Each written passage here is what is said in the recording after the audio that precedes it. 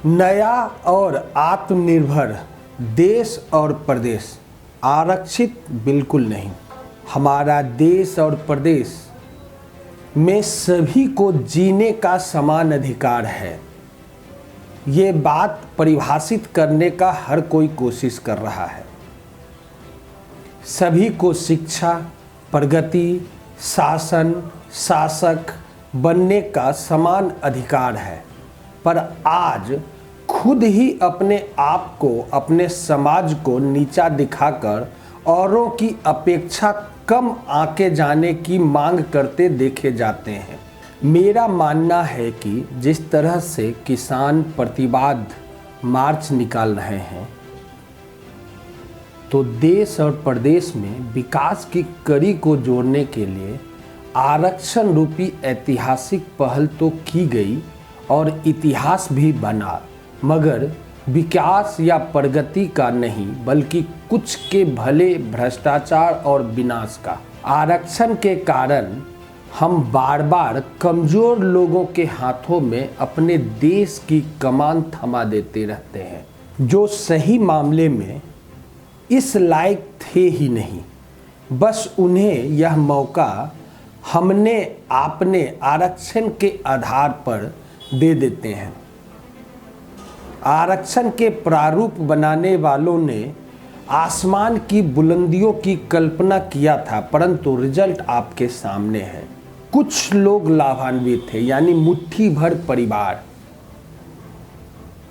हमारे देश और प्रदेश में आर्थिक रूप से गरीब आज भी नहीं है, मगर शारीरिक और मानसिक अपंग जरूर हो चुके हैं। इसका एक कारण झुनझुना रूपी आरक्षण भी है। आज आरक्षण नाम का झुनझुना थमाकर हमारे नेता प्रत्यक्ष रूप से हमारे शुभचिंतक तो प्रतीत होते हैं, पर सच्चाई इनसे बिल्कुल उलट होता है,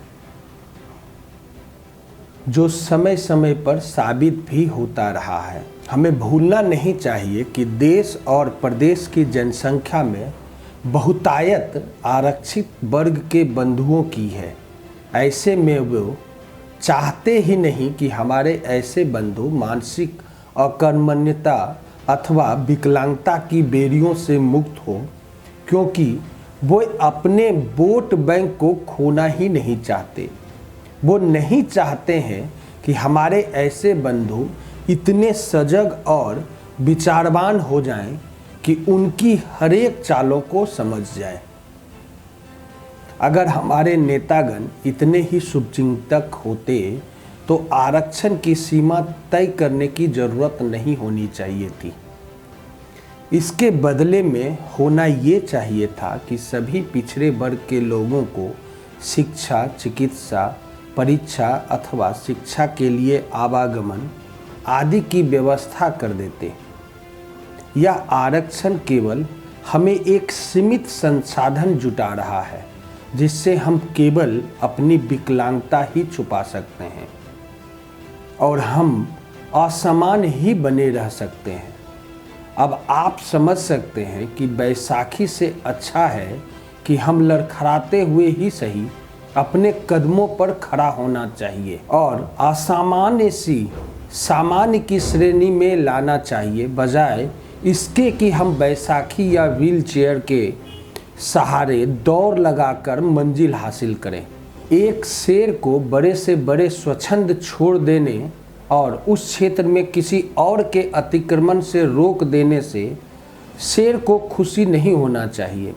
उसे तो पूरा जंगल पर राज करने का अधिकार है, बशर्ते कि वो मुकाबला करे और खुद की क्षमता को साबित करे।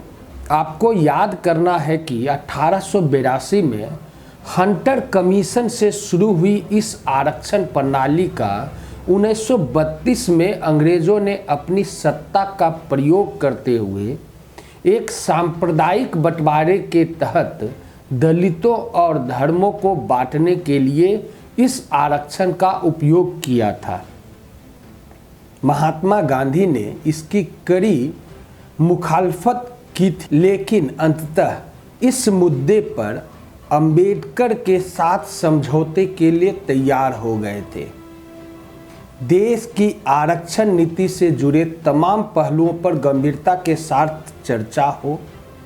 प्रतिनिधित्व सुनिश्चित करने के लिए अगर लिंग, समुदाय या क्षेत्र आधारित आरक्षण दिया जाता है तो उसे गलत नहीं कहा जा सकता, लेकिन आरक्षण के इस प्रावधान के तहत योग्यता को दरकिनार करने का ही परिणाम है कि वे ब्रेन ड्रेन को लगातार बढ़ावा मिल रहा है। मेरा मानना है कि प्रतिभा के नष्ट होने से बेहतर है कि वह पलायन कर जाए। हमें यह नहीं भूलना चाहिए कि आरक्षण व्यवस्था का उद्देश्य जाति पर जोर देना नहीं, जाति को खत्म करना है। अमेरिका जैसे देशों में भी अफर्मेटिव एक्शन के तहत अश्वेत लोगों के लिए आरक्षण का प्रावधान किया गया था, लेकिन उसके दूरगामी नकारात्मक असर को देखते हुए इसे समाप्त किए जाने की दिशा में सकारात्मक प्रयास किए जा रहे हैं। अपने मौलिक रूप से जो आरक्षण नीति अपनाई गई थी उसे पूरी तरह से खारिज करने के लिए यह बहस नहीं है। समय के साथ आरक्षित वर्ग के भीतर भी एक अभिजात वर्ग ने पैठ जमा ली और सामाजिक न्याय के फायदों के निचले तबके तक पहुंचने से रोक दिया। अपने राजनीतिक ताकत का इस्तेमाल करते हुए इस वर्ग ने आरक्षण की पात्रता पर होने वाली हर बहस को कमजोर किया। देश की मौजूदा परिस्थितियों को देखते हुए यह सवाल पूछा जा सकता है कि आरक्षण को आगे जारी रखने के आर्थिक परिणाम क्या हो सकते हैं। वोट बैंक की राजनीति के लिए आरक्षण का खेल खेलना देश और समाज में अस्थिरता और व्यवस्था को बढ़ावा देगी। यह बात तय है कि अब घड़ी आ गई है जब सरकार को रिजर्वेशन सिस्टम के बारे में गंभीरता से सोचते हुए एक सकारात्मक बहस की तरफ बढ़ना चाहिए। अगर मेरे राष्ट्रीय हित में वैचारिक प्रवाह के संदर्भ समझ चुके होंगे, हम नया और आत्मनिर्भर भारत चाहते हैं जिसमें आरक्षण या आरक्षित तो बिल्कुल नहीं। अब आप दीजिए उमाशंकर सिंह को आज के लिए विदाई। आप हमारे फेसबुक और यूट्यूब चैनल को यूं ही लाइक और सब्सक्राइब करते रहें। नमस्कार।